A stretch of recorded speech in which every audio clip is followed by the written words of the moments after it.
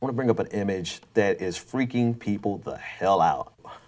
This image that you see on your screen is of Minnesota Democratic Representative Keith Ellison. He's also the co-chair of the DNC, and he's holding in his hand a book by Mark Bray entitled Antifa, the Anti-Fascist Handbook. And in his tweet, he essentially said that this should scare, that he was in a bookstore, and that this should scare Donald Trump.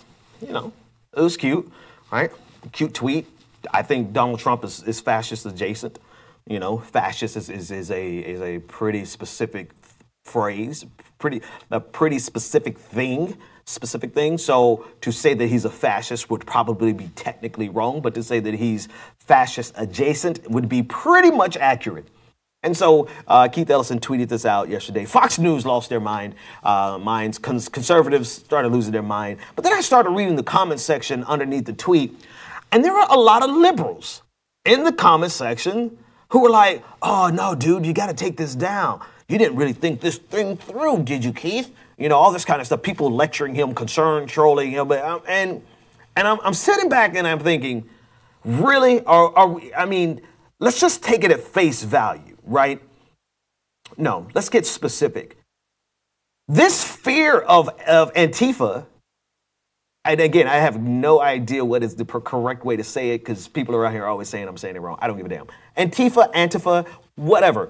This fear of Antifa, because they are willing to use violence in order to protect people, in order to fight back against Nazis. They're Nazi punchers. And this fear of them is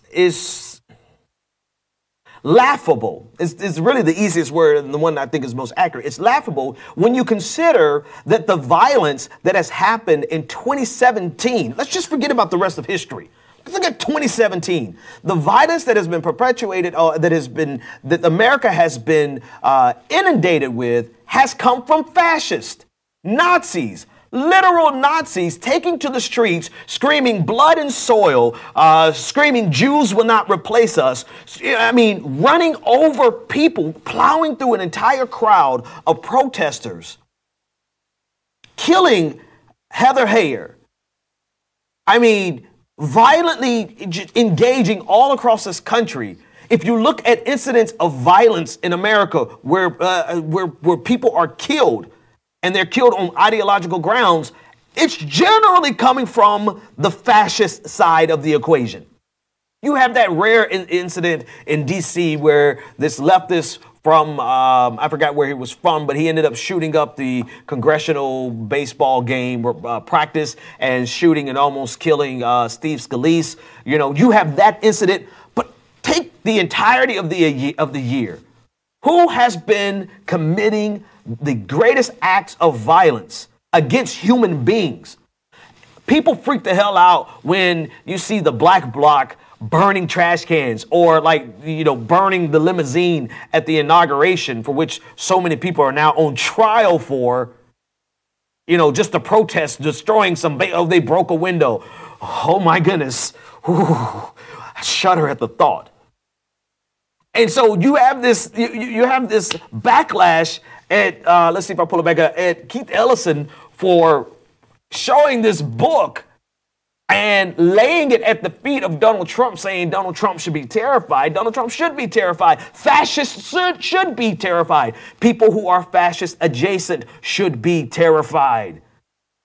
Just because you are not technically, as my friend Michael Tracy argued with me, Donald Trump's not technically a fascist, Ben. And I'm like, he's fascist adjacent. That's enough for me. He's supported by the Klan. He's supported by neo-Nazis. He's supported by white nationalists. He's supported by actual Nazis, right? Is that not enough for us to say, even though he's not technically a fascist, that, okay, fine. But he is definitely in the ballpark of fascism.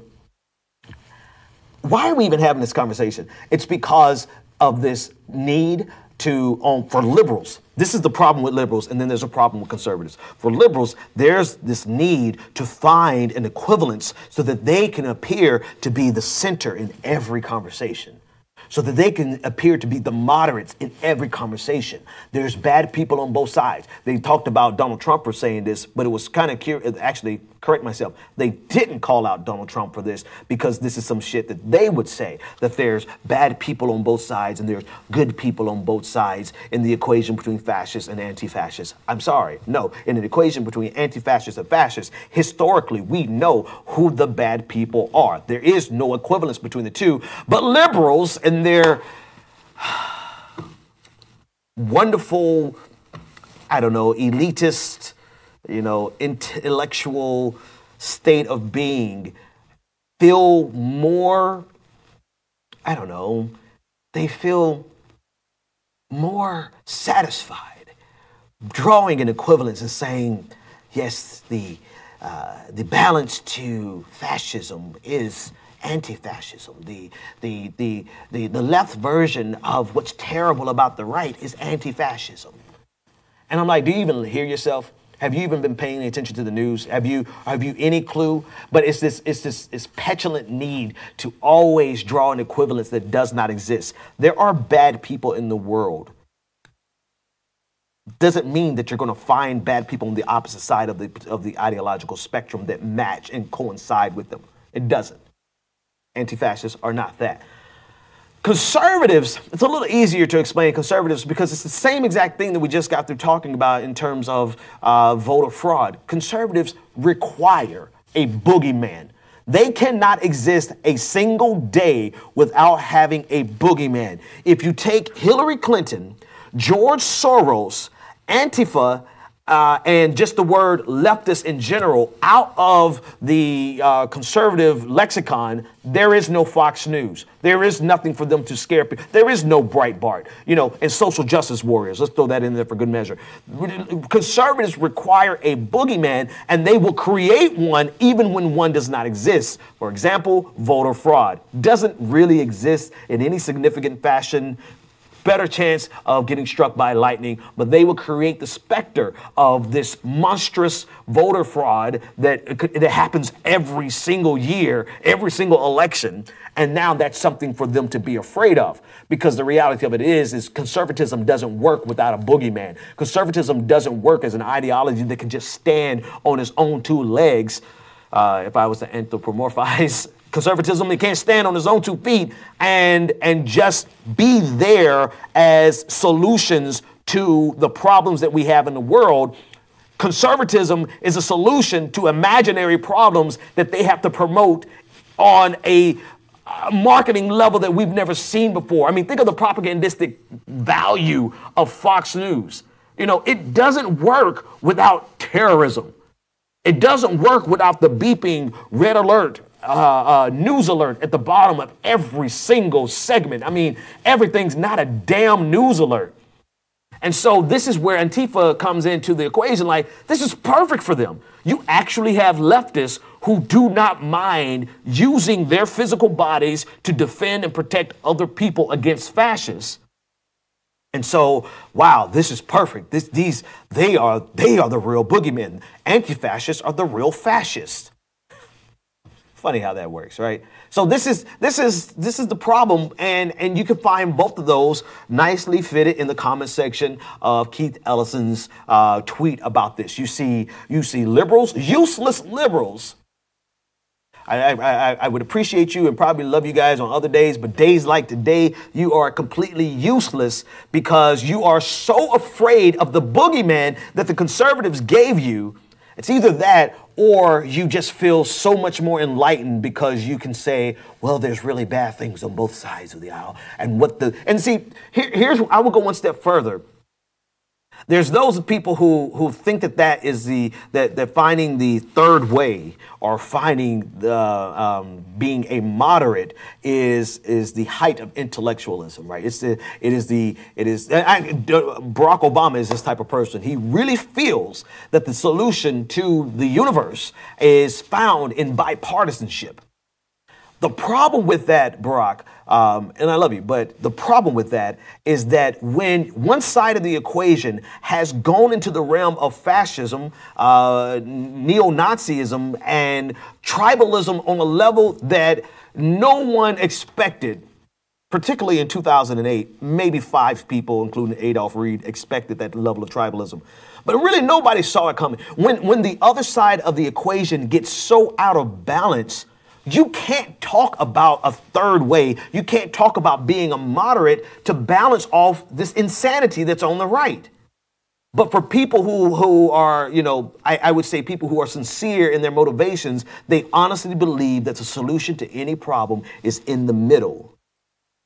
And so they look at the anti-fascists and they look at fascists and say both of them are wrong.